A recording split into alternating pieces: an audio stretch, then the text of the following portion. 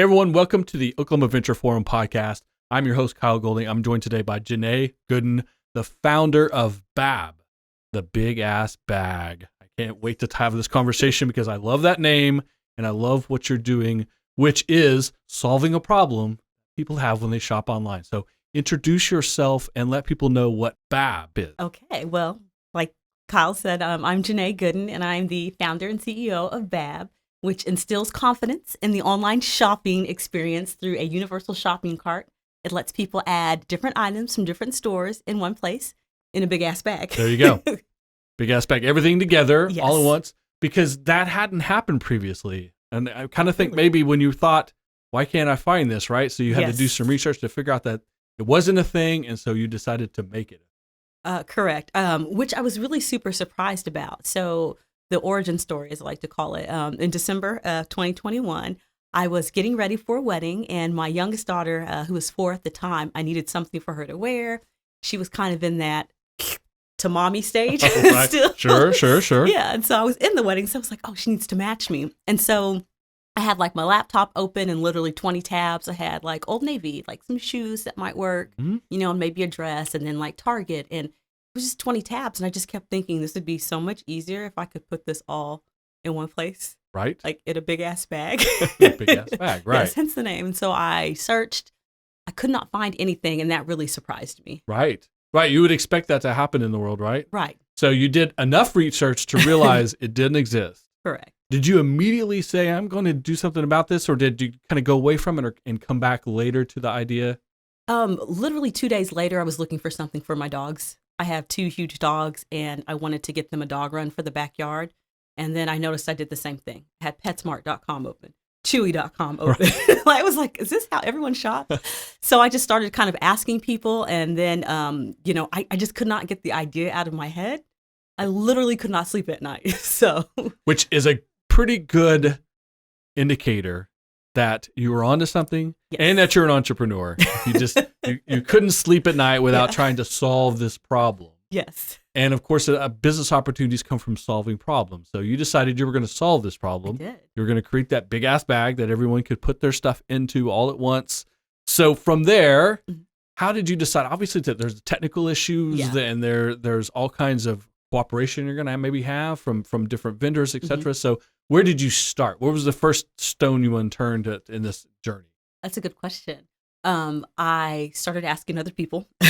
Great. Because I was kind of curious if other people just knew about something that I didn't know about. Right. And they didn't. And they, shared my same like shopping frustration. So I was like, okay, this is good. Like 9 out of 10 people were like, yes. Okay. So a little bit of market research. Yeah, a little bit of market research. And then I thought, okay, so the next step is like, you create like a little prototype, right? MVP. So I reached out to a lady in Tulsa to find out how much it would cost to just, build something. And she told me $50,000. And I was like, I don't have that. Right. Programming is expensive. Yeah. Yeah. So I was like, okay, how do I get $50,000? Well, what ended up happening is she told me about a little idea accelerator. Okay. And she said, it's $5,000. And all it is you just get to kind of explore your idea and test it. And you get $5,000. And I thought, well, that sounds cool.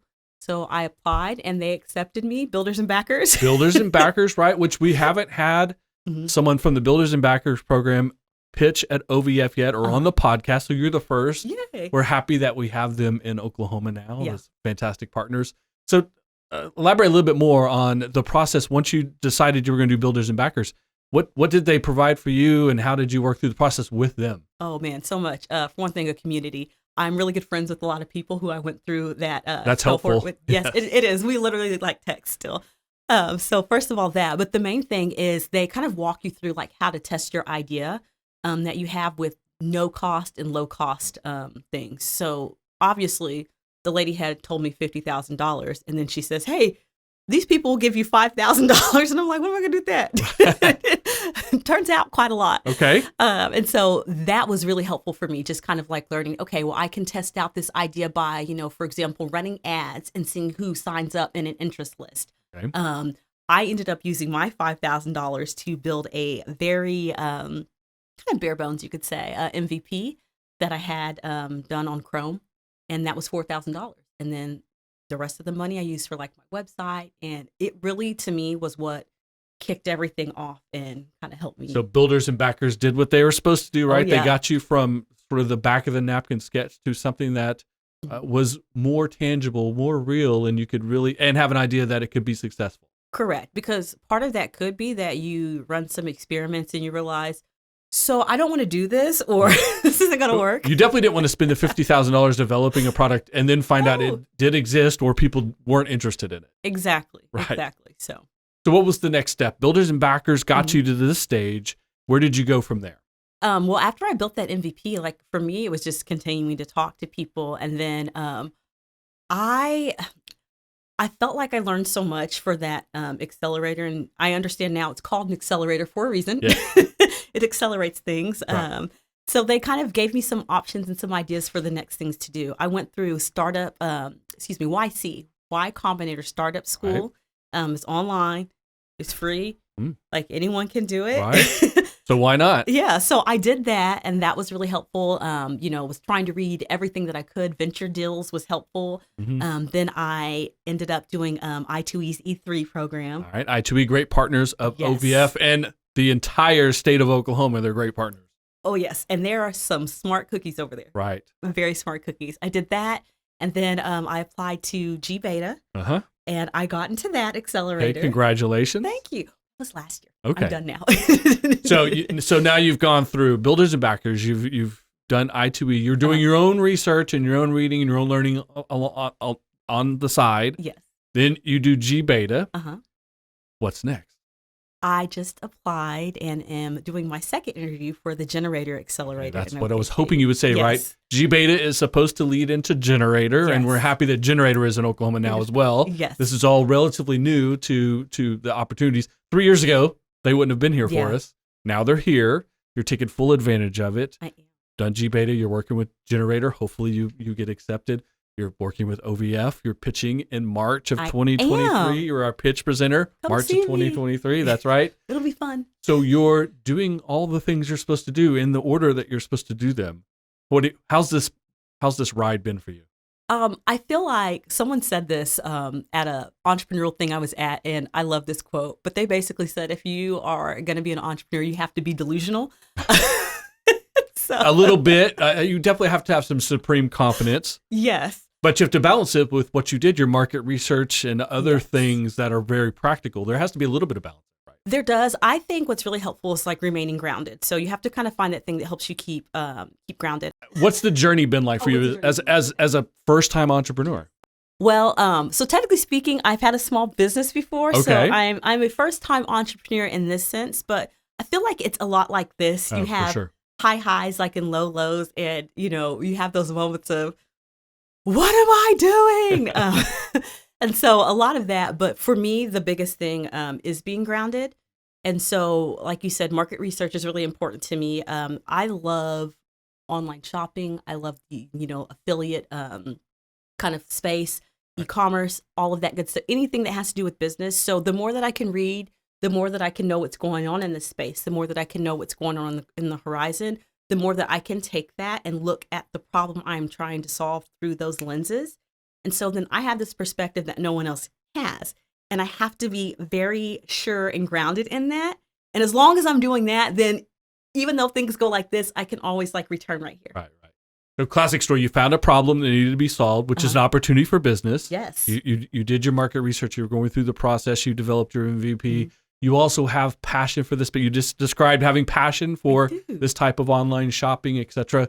So what was that first roadblock, that first thing that said, well, oh man, this is going to be harder than I thought it was going to be, and how'd you get around it? Oh, that's a great question also. For me, it was making stores work on the BAB platform. So how it works is Google Chrome extension, right? You download it, and there's this nice, cute little floating add to BAB button that's on the side of the screen. So as you're shopping, and you're thinking, okay, well, I want to think about this, or maybe buy it later. Maybe you're looking for things for like your 5-year-old's birthday party, and you need them from different stores.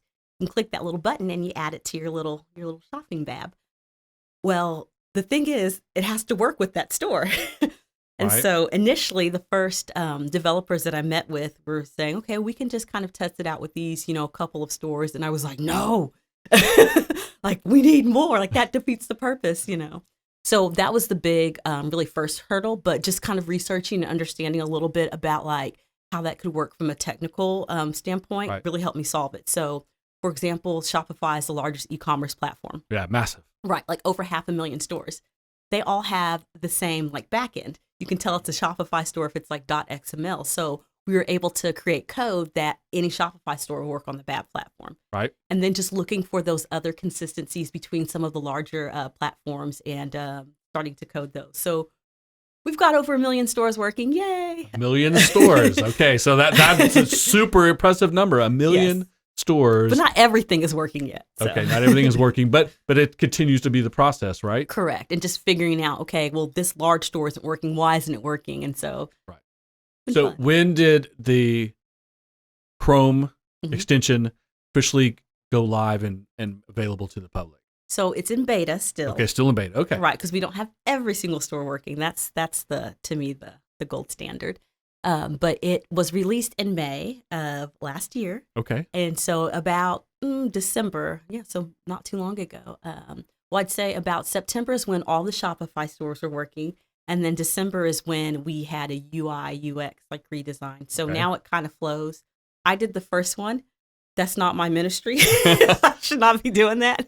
So, brought in a professional to tidy it up, and it Right. looks great. Well, but it was a whole lot easier to work with professionals when you did because you did the first one. Right? Correct. It's something to show them, Yes. something for them to build off of as well. Mhm. Now you're getting past some of these major hurdles. You have 1 Yes. million shops, online shops that are on Yes. the application itself.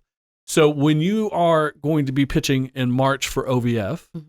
obviously there's a lot of things that you could pitch for. There's economics, but there's also support and network, etc. So what are some of the things that you're hoping to get out of the experience working with OVF? That's a good question. So beta users, people to download. Yeah, that's 'cause, important. we are testing. I want to make sure that what I think everyone needs is what they need. Yes. Continual more market research. We have a theme today, and you're Yes. following it perfectly. Well, I want to know, I want to know Yeah. your experience. That's kind of I feel like my jam. So definitely that. And then, of course, we are raising our pre-seed round, which Okay. is one of the reasons why we've applied to Generator. We've been approved for I2E pre-concept, pre-seed concept fund. And so that's really exciting, of course. But yeah, money's nice. So money's nice. You have your MVP. You're proving the process out. You're using your beta testers to Yes. give real world feedback. Yes. You have associations with builders and backers, with GBeta, potentially Generator, I2E. These are names people are going to recognize. Yes. So there's all kinds of reasons for people to consider working with the big ass bag. That's right. It's a big ass deal. It's a big ass deal for the big ass bag. I like that tremendously. So we end every podcast episode with this question: as a young entrepreneur, now, this is your second time building a business, but you're new to the game as opposed to some people who've been doing it for hundreds of years. Yes.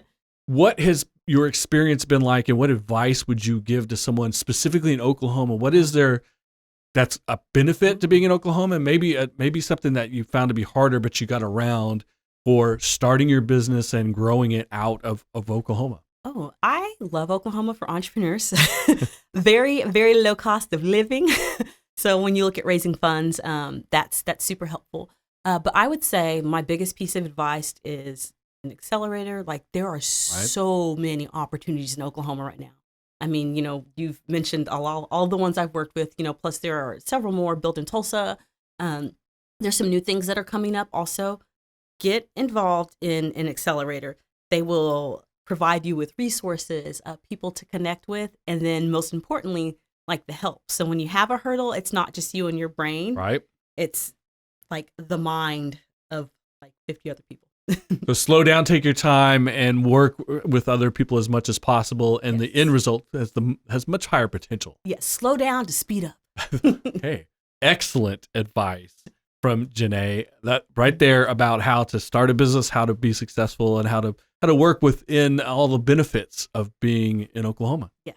Including the Oklahoma Venture Forum. We're looking Yes. forward to your pitch in March 2023.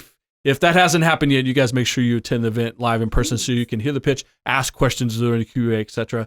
If they're hearing this podcast after that, go to our website, and the links to Jenae and the Big Ass Bag are all there as well. Thank you so much for being on the podcast today. Thank you so much for having me.